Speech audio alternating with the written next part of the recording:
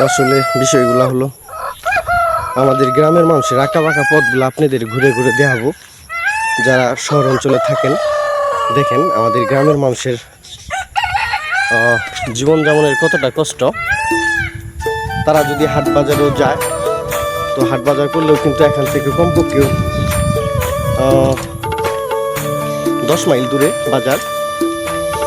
এই যে দেখেন কি সুন্দর রাস্তা, ছোট ছোট মাটির রাস্তা, ছোট রাস্তা, রাস্তার মাঝে দেখেন কি সুন্দর ফুল ফুটে আছে। এই যে কি সুন্দর ফুল ফুটে আছে। এই যে আপনাদের ঘুরে ঘুরে দেখাবো। এই যে গ্রামের আঁকা বাঁকা পথ, আসলে গ্রামের মধ্যে ওগুলো অনেকটাই ভালো লাগে। এই পাশে ফসলি জমি, এই পাশেও ফসলি জমি। এই যে আমি দেখাবো আপনাদের।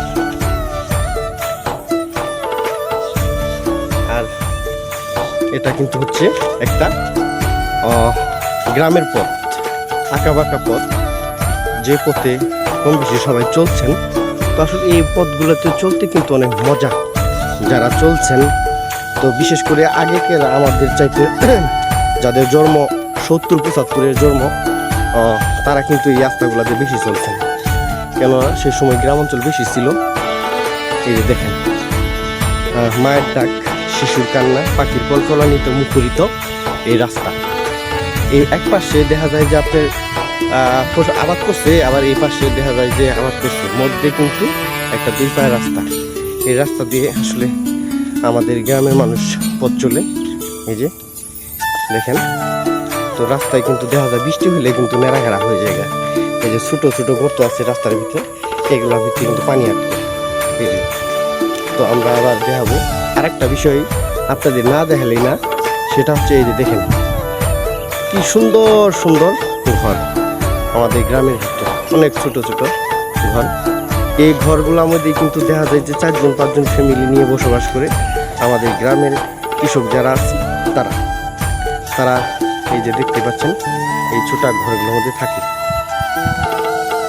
এই যে এগুলা দেখতে পাচ্ছেন আমার সামনে, এটা কৃষকের ঘাম ঝরানো ফসল। এগুলা ছোট ছোট, এগুলা হচ্ছে জুট বা পাট আমরা যাকে বলি, কম বেশি সবাই চিনেন।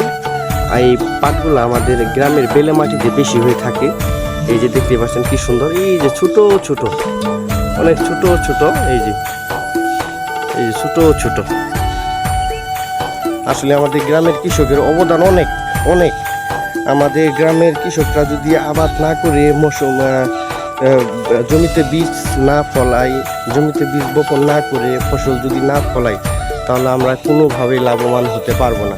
যারা যারা বড় বড় ব্যবসায়িক আছি, যারা যারা বড় বড় টাকাওয়ালা লোক আছি, কিন্তু আমাদের গরিবের টাকা পয়সা দিয়ে কিন্তু টাকাওয়ালা, দেখেন তারা কি সুন্দরভাবে শরীরের ঘাম মাটিতে ফেলে তারা আবাদ অর্জন করছে। এই যে আমরা দেখাবো ছোট ঘরটা, এই কি সুন্দর দেখতে পাচ্ছেন, অনেক ছোট ঘর। তো এই ঘরে কিন্তু মানুষ থাকে, 4-5 করে মানুষ থাকে। কেননা এখানে থেকে যে তারা আবাদ করে, এই যে দেখতে পাচ্ছেন। তো মানুষের বিল্ডিং ঘর উড়িয়ে নিয়ে জায়গা, বৃষ্টি আসলে, ঝড়ঝাপটা আসলে, আর তুফান আসলে, ঘূর্ণিঝড় আসলে। আর দেখতেই পাচ্ছেন আল্লাহর কি রহমত, এই যে ছোট্ট একটা ঘর, একদম ছোট্ট দেখতেই পাচ্ছেন। আমি তো মনে করি যে এর চাইতে ছোট্ট ঘর হয় না, একদম ছোট্ট ঘর। এই ঘরটা আল্লাহর রহমতে এখানে ঠিকই আছে। কিছুদিন আগে কিন্তু বাতাস হয়েছিল, তারপরেও কিছুই হয় নাই, দেখেন কিচ্ছু হয় নাই ঘরটা আমার। এই যে এই পাশে দেখতে পাচ্ছেন ধুধু করে, এখানে কিন্তু যমুনা নদীটা কিন্তু অনেক বেশি একটা দূরে না।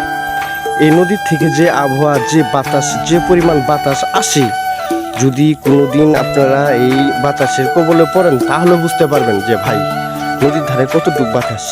তো বাতাসের মধ্যেও কিন্তু দেখা যায় যে এই ঘরগুলা আল্লাহর রহমতে এমনি টিকে আছে। দেখেন এই ঘরের সাইডে আর একটা ঘর আছে, ওই যে ছোট্ট একটা ঘর।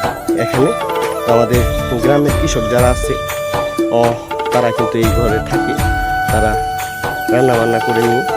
এই ঘরের ভিতরে কি কি আছে আপনাদের দেখাবো। যে ঘরে লাউ গাছ উপরে, সুন্দর একটা পরিবেশে, মানে তারা আসলে দেখেন কত দামের ফসল ফলাইতেছে।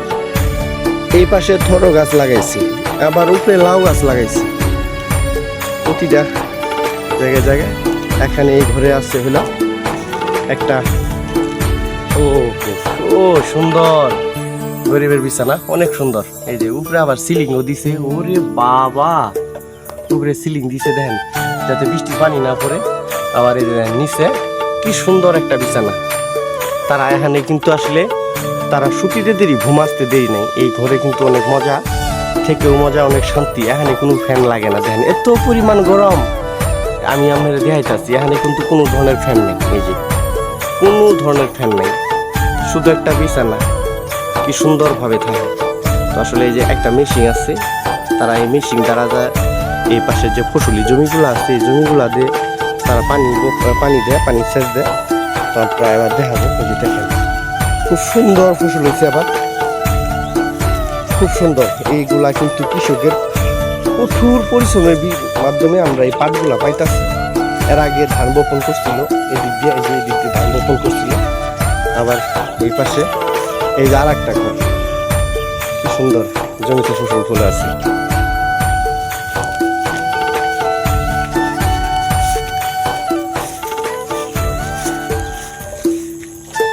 এই যে আর একটা ঘর, ওই যে ঘরটা দেখলেন ওর চাইতে আরো ছোট ঘর। এগুলা আমাদের চরের ভিতরে পাবেন, অনেক পাবেন। এই চরটা কিন্তু বিশাল আকারে বড়, অনেক বড়, অনেক। যেদিক তাকাবেন সেদিক ধুধু করে। কিনারা পানি আনলেও কিন্তু অনেক দূরে যাওয়া লাগে, ওই নদীর যাওয়া লাগে, যমুনা নদীর যাওয়া লাগে, অনেক দূরে। আর ওই যে দেখেন ওখানে একটা বাড়ি আছে, ওখানে একটা ঘর আছে, ওই ঘরটা অনেক ছোট। তারপরে আমার সামনে যে দেখতে পাচ্ছেন, এগুলাও ছোট ছোট ঘর আছে অনেকগুলা। এই যে আমি একটু ঘুরে ঘুরে আপনাদের দেখাবো। এই যে দেখেন, আমি একটু ঘুরে ঘুরে দেখাবো ঘরটা। এই যে দেখতেই পাচ্ছেন, ওই সামনে যে মরিচের তালটা দেখতেছেন, মরিচের তাল, ওটা আমার কাকা মরিচগুলা বহন করছে ওই যে সামনে। আর এই পাশে দেখতে পাচ্ছেন কি সুন্দর তারা সাদা সাদা বকগুলা। তো বক, এই যে দেখতে পাচ্ছেন পাখিগুলা, এগুলা কিন্তু এক ধরনের উপকার করে, অনেক উপকার করে। কেননা এইগুলা যে জমির যে ছোট ছোট পোকাগুলো আছে, এই পোকাগুলা খেয়ে চলে যায়, অনেক সুবিধা আছে। তো যাই হোক, আমাদের গ্রামের ভিডিও আপনাদের ঘুরে ঘুরে দেখাইলাম। তো আমি আসলে বিষয়গুলো হচ্ছে গ্রামের ভিডিও বেশি বেশি দেখাই থাকি। তো যারা শহর অঞ্চলে আছেন, তারা আমার ভিডিও যদি একটু খারাপ হয় দেখবেন, সাপোর্ট করবেন। আমি আপনাদের আল্লাহর রহমতে পরবর্তী আরও ভালো ভিডিও দেওয়ার চেষ্টা করব। আসলে আমি নিজেও বুঝি যে আমার ভিডিওর মানগুলো বেশি একটা ভালো না। হ্যাঁ, পরবর্তী ভিডিও আমি আরও বড়গুলো দেবো। এবার আমি একটু যাবো সকালের দিকে। দেখতেই পাচ্ছেন যে আসলে গ্রামের মানুষ কতটুকু পরিশ্রম করে। আসলে এই যে দেখেন, যে শাকগুলো আমরা ঘাস হিসাবে, এই শাকগুলা কিন্তু আসলে আমরা ঘাস হিসাবে ফেলে দিয়ে থাকি। দেখতেই পাচ্ছেন এইগুলা ফেলে দিই, কিন্তু এগুলা কিন্তু দেখা যায় হাট বাজারে বিক্রয় করা হয়। শাকগুলা কিন্তু খুব টেস্ট আর অনেক সুস্বাদু হয়ে থাকে। এই যে দেখেন অনেক এই যে আমাদের প্রতিটা আগাই ডগাই যে অনেক এই ক্ষেতে শাক জন্মিচ্ছে। এই যে দেখেন আমি এক খামসাতে অনেকগুলা উড়াইছি। তো এগুলা ফেলে দেওয়া হয় রাস্তা দিয়ে, বা এই যে ক্ষেতের যে ছোট ছোট বাতরগুলো আছে, ছিন্ন বাতর, এই বাতরগুলা দিয়ে ফেলে দেওয়া হয়। তো এইগুলা কিন্তু এখানে চলে না, অনেকগুলা হয়েছে, কেরা কয়টা খাবো। এই যে দেখেন, তো বিষয়গুলো হচ্ছে আমাদের কৃষকের কিন্তু প্রচুর পরিমাণ ঘাম ঝরানোর ফলে আমরা লাভবান। কেননা যারা আসলে বড় ব্যবসায়িক আছেন, তারা কিন্তু এই কৃষকদের পরিশ্রমের মাধ্যমে কিন্তু তারা টাকা আলা, পয়সা আলা। কেননা এখানে কিন্তু যারা কৃষক ফসল ফলা, তারা কিন্তু ন্যায্য মূল্য পায় না। এই যে তারা কিন্তু ন্যায্য মূল্য পায় না।